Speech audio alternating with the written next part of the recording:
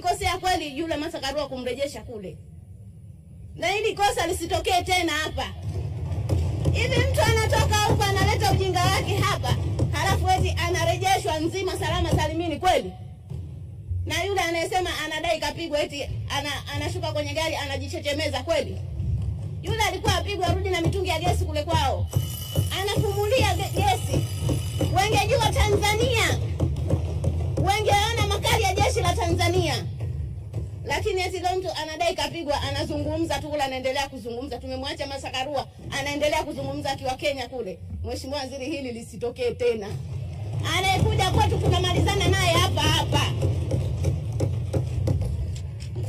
Anaingia ndani ya 18 zetu tumalizane naye hapa hapa. Wanapotaka tunataka. Sisi hatujashindwa na sisi hatuwaogopi. Wasifikirie kama walivyoweza kufanya kule kwao watakuja kuchochea Tanzania iwe hivyo. Tanzania ni nchi tunayoheshimiana. Tanzania ni nchi ambayo tunaishi kwa urafiki na udugu. Sisi tunaheshimu sheria zetu.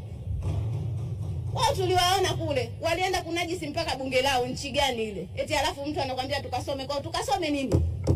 Kipi tukasome? Sisi hatuna cha kusoma kwa Wakenya, isipokuwa Wakenya watoke kule waje wajifunze kwetu. Waje watalii kwenye nchi yetu waone. Wafundishe namna siasa inavyofanya.